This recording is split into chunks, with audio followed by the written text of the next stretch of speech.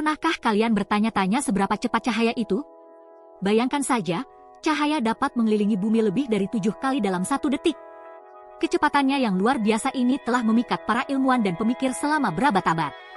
Apakah mungkin suatu saat manusia bisa bergerak secepat cahaya? Bisakah kita menjelajahi luasnya alam semesta dengan kecepatan yang tak terbayangkan?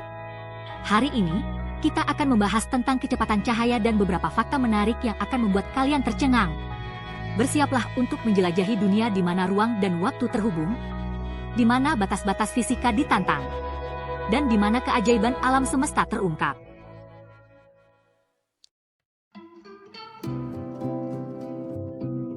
Kita sering menganggap cahaya sebagai sesuatu yang instan. Kita menekan tombol saklar, dan ruangan langsung terang. Cahaya tampak begitu cepat dan efisien, seolah-olah tidak ada jeda waktu sama sekali. Tapi tahukah kalian, meskipun cahaya bergerak sangat cepat, ia tetap membutuhkan waktu untuk mencapai kita?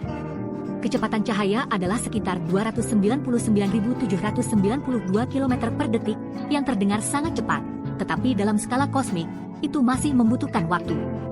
Ambil contoh matahari, bintang yang menjadi pusat tata surya kita. Matahari adalah sumber utama energi dan cahaya bagi bumi.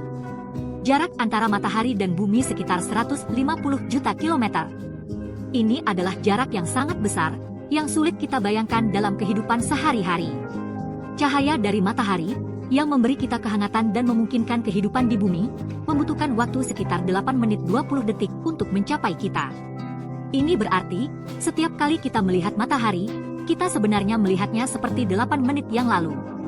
Bayangkan, foton-foton cahaya tersebut telah melakukan perjalanan melalui ruang hampa selama lebih dari 8 menit sebelum akhirnya mendarat di retina mata kita, memungkinkan kita untuk melihat dunia di sekitar kita. Perjalanan ini adalah bukti betapa luas dan kosongnya ruang angkasa. Ini berarti, jika matahari tiba-tiba menghilang, kita baru menyadarinya 8 menit kemudian. Selama 8 menit itu, kita akan terus melihat matahari bersinar di langit, tidak menyadari bahwa bintang yang memberi kita kehidupan telah lenyap. Kita akan terus melihat matahari bersinar di langit, tidak menyadari bahwa bintang yang memberi kita kehidupan telah lenyap. Ini adalah contoh betapa relatifnya persepsi kita tentang waktu dan ruang. Konsep ini menunjukkan betapa luasnya alam semesta dan betapa relatifnya persepsi kita tentang waktu. Alam semesta ini begitu besar sehingga cahaya, meskipun sangat cepat, masih membutuhkan waktu untuk melakukan perjalanan melaluinya.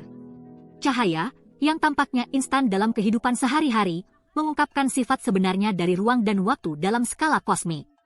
Ini adalah pengingat bahwa ada banyak hal di alam semesta yang melampaui pemahaman kita sehari-hari. Fakta ini juga menyiratkan bahwa ketika kita melihat objek-objek langit yang jauh, seperti bintang atau galaksi, kita sebenarnya sedang melihat ke masa lalu. Cahaya yang kita lihat sekarang mungkin telah meninggalkan bintang tersebut jutaan tahun yang lalu. Cahaya dari bintang-bintang yang jauh membutuhkan waktu jutaan bahkan miliaran tahun untuk mencapai kita.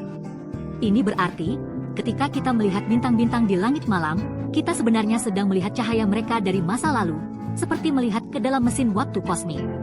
Jadi, ketika kita melihat bintang-bintang di langit malam, kita sebenarnya sedang melihat cahaya mereka dari masa lalu, seperti melihat ke dalam mesin waktu kosmik. Ini adalah salah satu cara alam semesta mengingatkan kita akan skala waktu yang sangat besar dan kompleksitas yang ada di luar sana.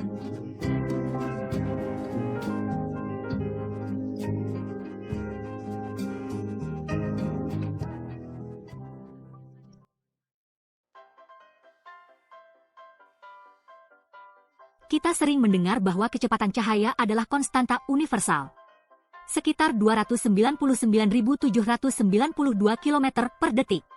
Dan memang benar, kecepatan cahaya di ruang hampa adalah konstan. Namun, ada sedikit rahasia yang mungkin mengejutkan kalian. Kecepatan cahaya dapat berubah, tergantung pada medium yang dilaluinya. Saat cahaya melewati medium yang berbeda, seperti air atau kaca, kecepatannya akan melambat. Ini karena cahaya berinteraksi dengan atom-atom dalam medium tersebut, yang menyebabkannya sedikit terhambat. Misalnya, di dalam air, cahaya hanya bergerak sekitar 225.000 km per detik, lebih lambat dibandingkan di ruang hampa. Perbedaan kecepatan ini juga yang menyebabkan fenomena pembiasan, di mana cahaya tampak membelok saat berpindah dari satu medium ke medium lain. Contohnya, jika kalian memasukkan pensil ke dalam gelas berisi air, pensil tersebut akan tampak bengkok di permukaan air. Hal ini terjadi karena cahaya dari pensil yang melewati air bergerak lebih lambat dan dibelokkan sebelum mencapai mata kita. Fenomena ini menunjukkan bahwa kecepatan cahaya, meskipun konstan di ruang hampa, dapat dipengaruhi oleh lingkungannya.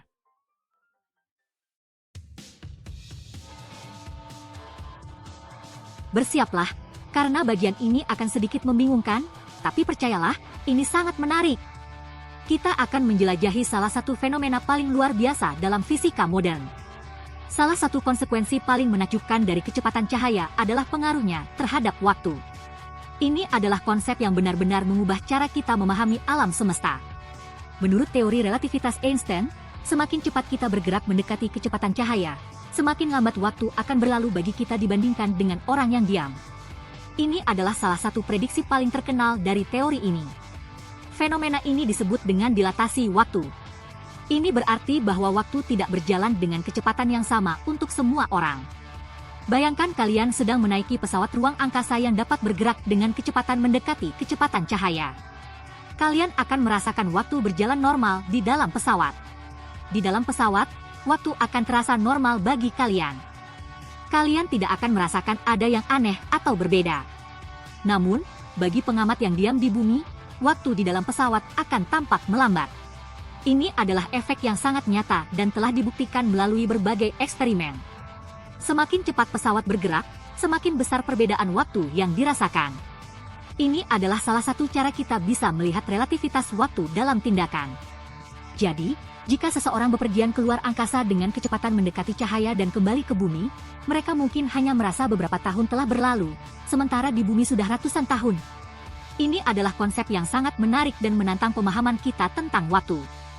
Konsep ini mungkin terdengar seperti fiksi ilmiah, tetapi telah dibuktikan secara ilmiah. Banyak eksperimen telah dilakukan untuk menguji teori ini. Jam atom yang diterbangkan dengan pesawat jet menunjukkan waktu yang sedikit lebih lambat dibandingkan dengan jam atom yang tetap di bumi.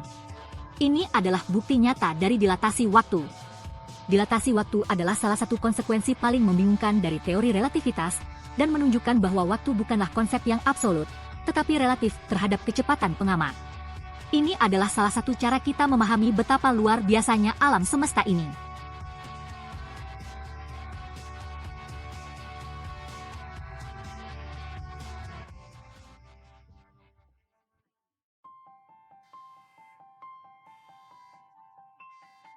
Sekarang, setelah kita menjelajahi keajaiban kecepatan cahaya, mari kita bahas pertanyaan besarnya, bisakah manusia suatu hari nanti bergerak secepat cahaya? Ini adalah salah satu pertanyaan paling menarik dan menantang dalam fisika modern. Sayangnya, berdasarkan pemahaman kita tentang fisika saat ini, jawabannya adalah tidak. Meskipun teknologi kita telah berkembang pesat, kita masih terikat oleh hukum-hukum alam yang ketat. Menurut teori relativitas Einstein, objek dengan massa tidak bisa mencapai kecepatan cahaya. Ini karena hukum-hukum fisika yang mengatur alam semesta kita. Mengapa? Karena semakin cepat suatu objek bergerak, semakin besar massa relativistiknya. Ini berarti bahwa energi yang dibutuhkan untuk mempercepat objek tersebut juga meningkat secara eksponensial. Artinya, semakin dekat kecepatan suatu objek dengan kecepatan cahaya, semakin besar energinya, dan semakin besar pula massanya. Ini menciptakan hambatan yang hampir tidak mungkin diatasi. Untuk mencapai kecepatan cahaya, dibutuhkan energi tak terbatas, yang tentu saja tidak mungkin kita capai. Bahkan dengan teknologi paling canggih sekalipun, kita tidak bisa melampaui batasan ini. Ini seperti mencoba mendorong mobil hingga mencapai kecepatan tak terhingga, tidak peduli seberapa kuat mesinnya, hal itu tidak akan pernah terjadi. Mesin akan kehabisan tenaga sebelum mencapai kecepatan tersebut. Meskipun kita tidak dapat mencapai kecepatan cahaya, para ilmuwan terus menjelajahi cara-cara baru untuk melakukan perjalanan di luar angkasa dengan kecepatan tinggi. Penelitian ini mencakup berbagai konsep revolusioner yang mungkin suatu hari nanti bisa mengubah cara kita menjelajahi alam semesta. Mungkin suatu hari nanti, kita akan menemukan cara untuk menipu alam semesta, seperti memanfaatkan lubang cacing atau menciptakan warp drive, yang memungkinkan kita melakukan perjalanan antar bintang dalam waktu yang lebih singkat. Teknologi ini masih dalam tahap spekulasi, tetapi potensinya sangat besar. Namun, untuk saat ini, kecepatan cahaya tetap menjadi batas absolut di alam semesta kita. Kita harus terus bermimpi dan berinovasi, sambil menghormati batasan-batasan yang ada.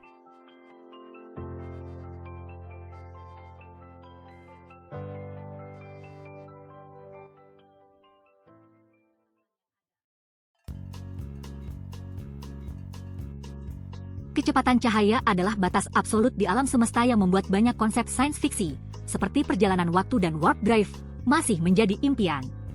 Namun, siapa tahu di masa depan kita menemukan cara untuk mengatasi batas ini? Sejarah telah mengajarkan kita untuk tidak pernah berhenti bertanya, tidak pernah berhenti menjelajah, dan tidak pernah berhenti menantang batas-batas pengetahuan kita. Jadi, menurut kalian, apakah manusia suatu hari nanti bisa menemukan teknologi yang melampaui kecepatan cahaya? Tulis pendapat kalian di kolom komentar.